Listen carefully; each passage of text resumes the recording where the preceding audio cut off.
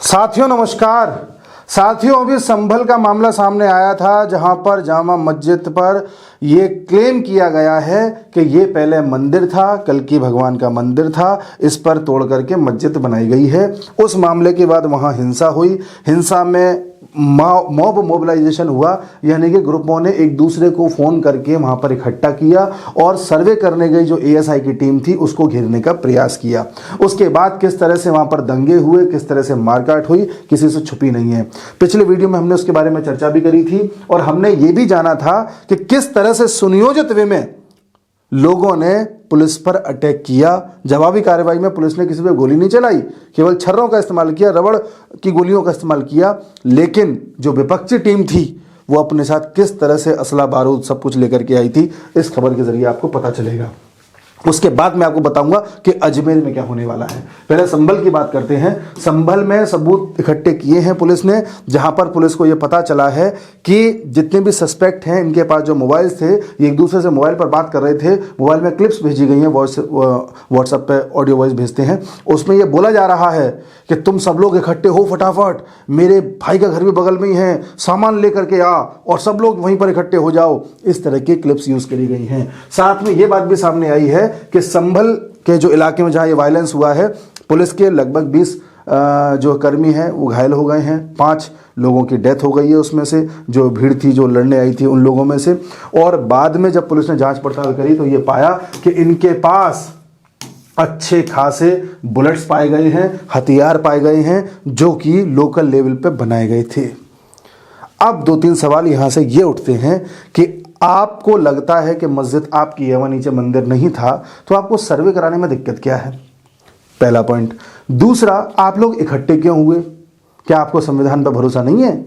आपके नेता राहुल गांधी तो संविधान की पुस्तक दिखाते हैं, तो आप संवैधानिक तरीके से आइए मैदान में, डरते क्या हैं? और तीसरा, आपके पास ये हथियार कहां से आ गए और क्यों थे आपके पास हथियार? ये सारी चीजें आपके पास कहां से आई? क्या आपका इरादा था? अब हथियार ऑन द स्पॉट तो बनता नहीं है, आपके पास पहले से चीजें हैं, कहां से आ रही हैं? कौन सप्लाई कर रहा है और आपका उद्देश्य क्या है? इस पर प्रश्न चिन्ह उठता है। जब ये मामला चल रहा था तो आज ही एक नया मामला सामने आया है अजमेर दरगाह का, जहां पर आपको पता है मोइनुद्दीन चिश्ती की दरगाह है। यहाँ पर कई तरह के लोग जाते हैं।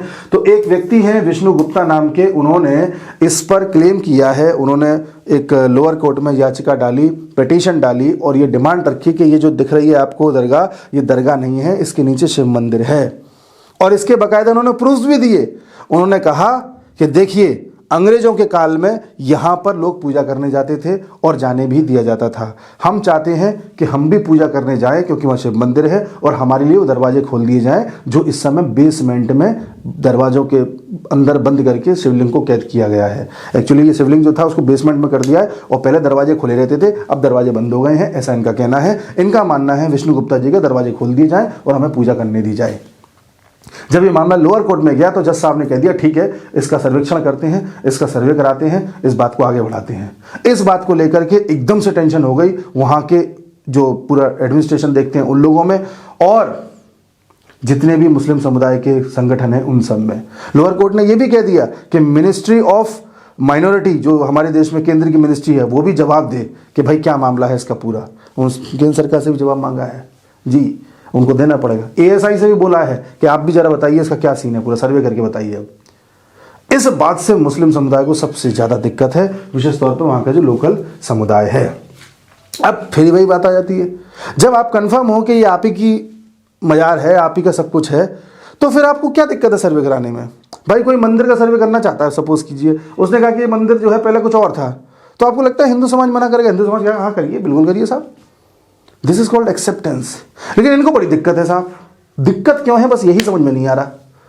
इसको लेकर के विवाद हो गया है, तरह तरह के लोग सामने आ रहे हैं और सबसे बड़ा जो बयान है आपके राम गोपाल यादव जी ने दिया है, सपा के नेता हैं। इनका कहना यह है कि आजकल ये छोटे छोटे जज होते हैं, ये बड़ा फसाद कराने में लगे हुए हैं, जजों को छोटा बता रहे हैं, आपत्तिजनक टिप्पणी कर रहे हैं। और जब ये पूछा गया इनसे विष्णु गुप्ता जी से कि ये बताइए कि आप ठीक है अंग्रेजों के काल में पूजा तो होती थी, लेकिन कोई और प्रमाण है आपके पास जिसकी वजह से आपकी पिटीशन को सुना जाए? तो इन्होंने पिटीशन सितंबर में डाली हुई थी, उसकी सुनवाई अब हुई है। तो उनका कहना है कि बिल्कुल है मेरे पास। कि क्या है तो देखो भाई सुनिए जज साहब, ये पहले जो दरगाह है ये पहले संकट मोचन महादेव मंदिर हुआ करता था। और ये मैं नहीं कह रहा, ये हर बिलास सरदार जी जो थे, जो बड़े मशहूर हैं राजस्थान में और अजमेर में, कई सारी चीजें इनके नाम पर हैं, बड़ी हस्ती रहे हैं। ये जज थे पहले और बाद में पॉलिटिशियन बन गए थे। बोले हर बिलास सरदार जी की एक किताब है जिसको Scottish mission industries company limited ने 1911 में छापा था। इस किताब में इन्होंने बताया हुआ है कि यहां पर ये वाला मंदिर था, संकट मोचन महादेव का मंदिर, और हिंदुओं का वर्शिप स्थान था। बोले इस किताब के बिना पे मैंने पिटीशन डाली है, अब आप सर्वे कराइए और बात आगे बढ़ाइए। कोर्ट ने कहा ठीक है। तो चलो इस पक्ष के पास तो ये है, आपको अगर लगता है कि आपका पक्ष मजबूत है तो आप सर्वे करने दीजिए, क्या दिक्कत है।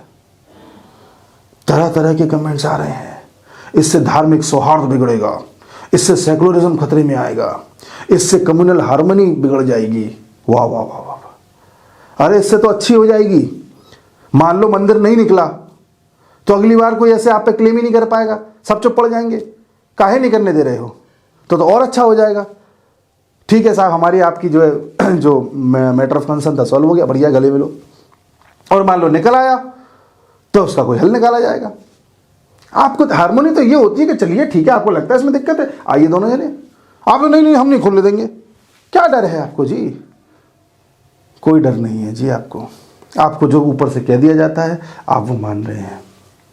बहरहाल अब इस पूरे केस में आगे क्या होता है देखने वाली बात होगी। अभी तक तो यही है कि संभल का मामला अभी तक सिलटा नहीं था, निपटा नहीं था, तब तक अजमेर का मामला आ गया।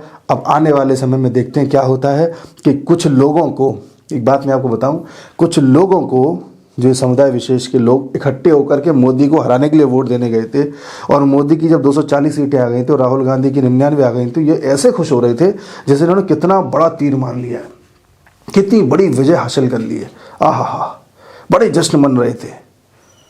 अब मोदी बताएगा मोदी है क्या। वक्फ बोर्ड में जो अमेंडमेंट हो रहे हैं ना, संशोधन हो रहे हैं, उसकी वजह से नींद नहीं आ रही इनको इस बात की टेंशन सता रही है कि महाराष्ट्र में इतनी कैसी सीटें आ गई, आखिर हम कर क्या रहे हैं।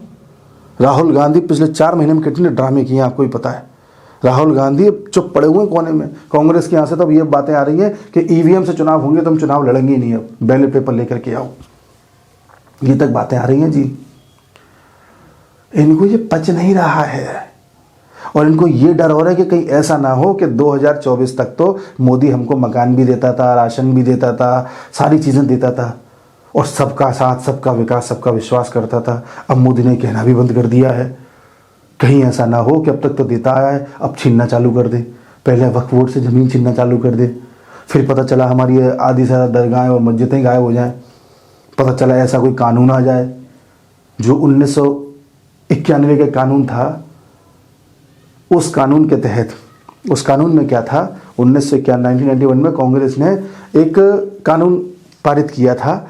उस कानून के तहत अगर 15 अगस्त 1947 में कोई बिल्डिंग मस्जिद है तो हमेशा मस्जिद रहेगी, पहले कुछ भी रही हो वो, और अगर कोई बिल्डिंग मंदिर है तो मंदिर ही रहेगी। ये कानून जानबूझ के कांग्रेस लाई थी क्योंकि कांग्रेस को पता था कि यहाँ ज़्यादातर बिल्डिंग जो मस्जिदें हैं ये पहले मंदिर थी, और अगर सबकी खुदाई स्टार्ट हो गई या सर्वेक्षण स्टार्ट हो गया तो मुसलमान नाराज हो जाएगा, और कांग्रेस ये चाहती नहीं थी। इसीलिए 1991 में ये प्लेसेस ऑफ वर्शिप एक्ट नाम का, ये जो मैं बता रहा हूँ जो एक्ट आया था, ये लेकर के आए थे। ये थे कांग्रेसी। अब मुसलमानों को ये भी डर लग रहा है कि इस एक्ट में कोई बदलाव ना हो जाए, और मुसलमान पहले तो ये सोच रहे थे कि राम मंदिर का फैसला तो इतने साल में आया है, क्या पता मोदी हमारी जुडिशरी में ऐसा कोई बदलाव ना कर दे कि सारे फैसले 6 महीने में आ जाए। मामला गंभीर है, गलत आदमी को छेड़ दिया है। 240 पे कमजोर मोदी नहीं, तीनों कार्यकाल में सबसे मजबूत मोदी नजर आएगा, देख लेना। जय हिंद।